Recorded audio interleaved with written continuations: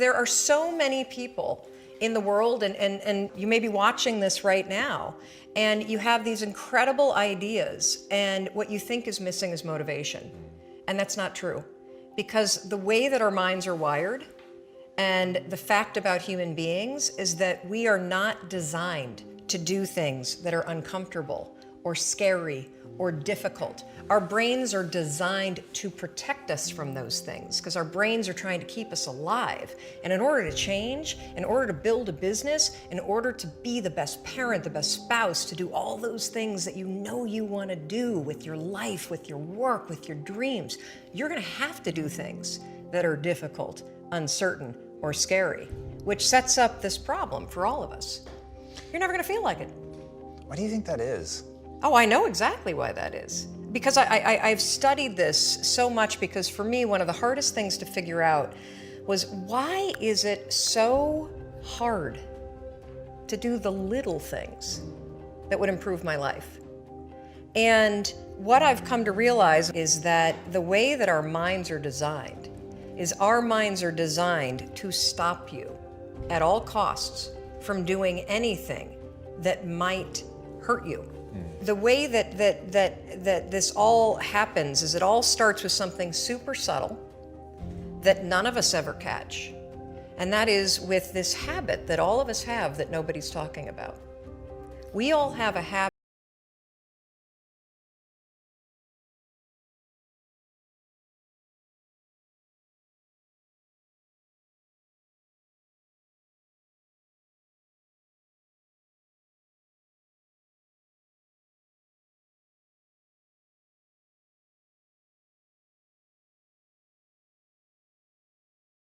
Oh, wait a minute, why is he hesitating? He didn't hesitate when he put on his killer spiky sneakers. He didn't hesitate with the really cool track pants. He didn't hesitate with the NASA t-shirt. Now he's hesitating to talk, something must be up. Then your brain goes to work to protect you.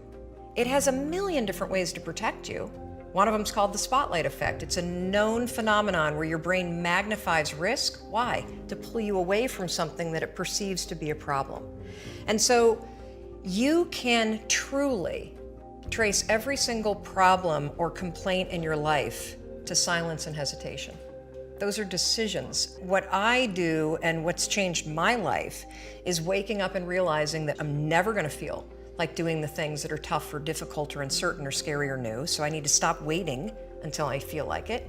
And number two, I am one decision away from a totally different marriage, a totally different life, a totally different job, a totally different income, a totally different relationship with my kids. Not like one decision, I'm divorcing you in the marriage example, but one decision on, you could be having a conversation with your spouse and you feel your emotions rise up, and within a tiny window, those emotions can take over and can impact how your marriage goes. Or you can learn how to take control of that micro moment and make a decision to act in a way that actually shifts your marriage. Your life comes down to your decisions, and if you change your decisions, you will change everything. In the scheme of life, hitting the snooze button is not that big of a deal. But here's the thing about life. None of us wake up and say, today is the day I destroy my life. What we do is we kind of check out because it feels overwhelming, or we check out because we're afraid, or we check out because we start listening to self-doubt, and then we make these teeny tiny decisions all day long, and we don't even realize it. Decision to not get up on time, a decision to not eat the right thing, a decision to snap at your kids, a decision to not speak in a meeting, a decision to not look for a job, a decision to not deal with your finances, a decision to not call your parents, like whatever it is. All day long, these tiny decisions that take you so far off track. And then you wake up like I did, and you look at your life and you think, how the hell did I get here? And more importantly, how do I get back over there? And you have no idea. And so I was so trapped. And I know from your story, you felt the same way. Like you knew that there was more in store for you, but you couldn't figure out, how do you close that gap?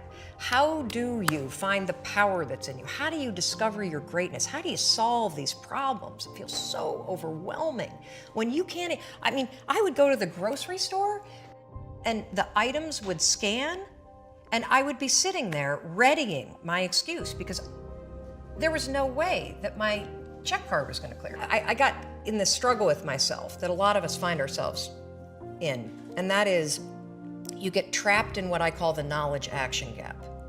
You know what to do, but you can't seem to make yourself do it, right? I mean, every one of us is one Google search away from a list of instructions that if you follow any of them, it will change your life.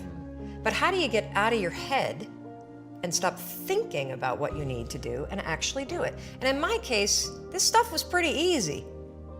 Get up on time, make breakfast for the kids, get them on the bus, start looking for a job. Don't drink so much. Instead of isolating yourself, pick up the phone and call a friend. Get yourself out into the woods and go for a walk. Start running again. Like all these little things that I was capable of, but I couldn't get out of here. Could not get out of here. And if you're stuck, that's the problem. The problem is you're in your head, you're thinking. When you set goals, when you have an intention on something that you want to change about your life, your brain helps you. What it does is it opens up a checklist, and then your brain goes to work trying to remind you of that intention that you set.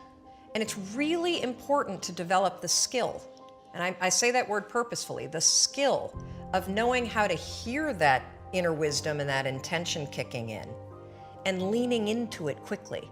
So for me, my brain saying, that's it, right there, move as fast as a rocket, Mel.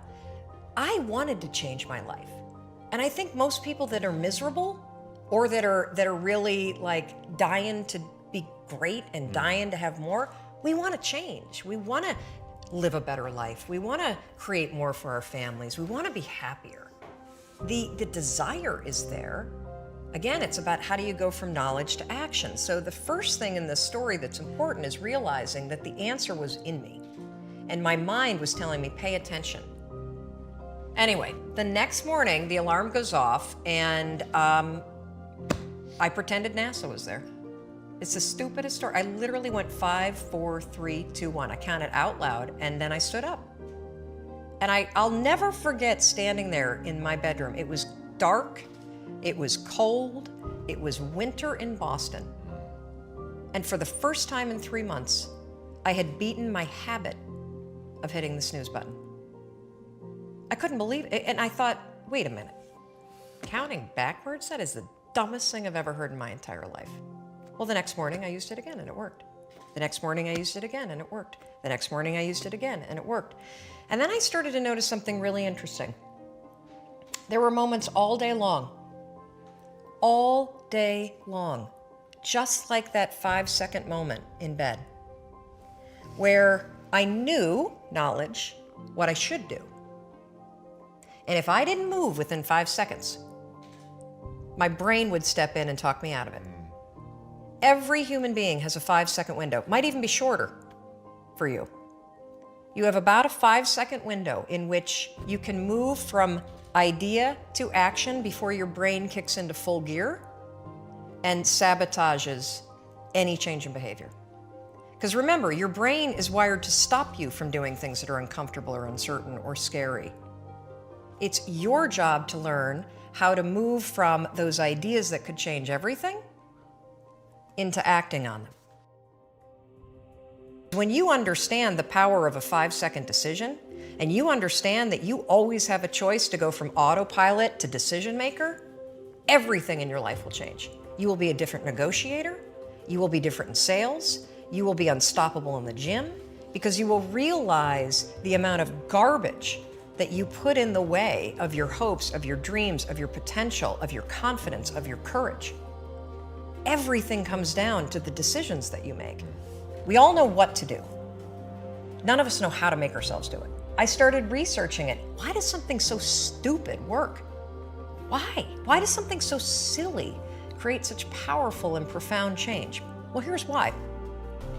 The rule is a form of metacognition. Metacognition is a fancy pants term that means something real simple. You can outsmart your own brain in furtherance of goals.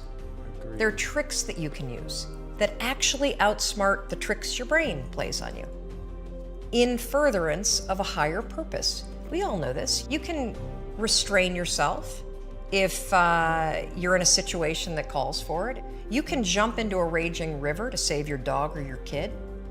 You can direct yourself in ways if it's important to you. And so the rule, what it does is it does something really remarkable.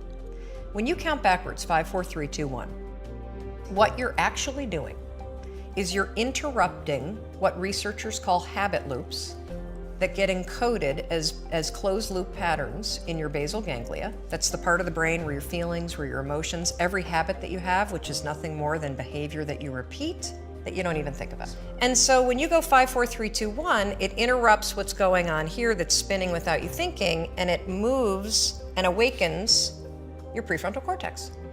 So when you hit 1, your habit has been interrupted. So you've interrupted self-doubt. You've interrupted maybe snapping at your kids. You've interrupted the desire to grab for a drink. You've interrupted procrastination. You've also, by counting backwards, done an action. It's awakened your prefrontal cortex. That is the part of the brain that you need that's awake when you're changing behavior, when you're learning new things. When you hit 1, it's also a prompt. So in the language of research, you'll hear people talk about starting rituals. That is something that's proven to help you learn a new habit. The 5-second rule, when you repeat it, becomes a starting ritual that triggers you to act with confidence, that triggers you that this is a moment for courage, that triggers you to shift gears.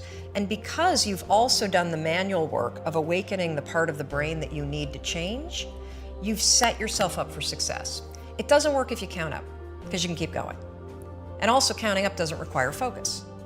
If you count backwards, 5, 4, 3, 2, 1, it again awakens the prefrontal cortex and it prompts you to move. When you start to use it and then you read about it, you'll see that it's being used all over the place. They use it in the armed services in order to align troops and get them to start an exercise. They use it at elementary schools, 5, 4, 3, 2, 1, at big assemblies to get a huge room full of kids to stop talking. Really simple and interesting example, yeah. Because it requires you to focus. It's not a habit. It will become a habit that prompts you to have confidence and courage. But in the beginning, it interrupts patterns of behavior that you do on autopilot. It helps you assert control, and it teaches you how to become the kind of person that moves from thinking about something to actually doing it. I think we're all flawed.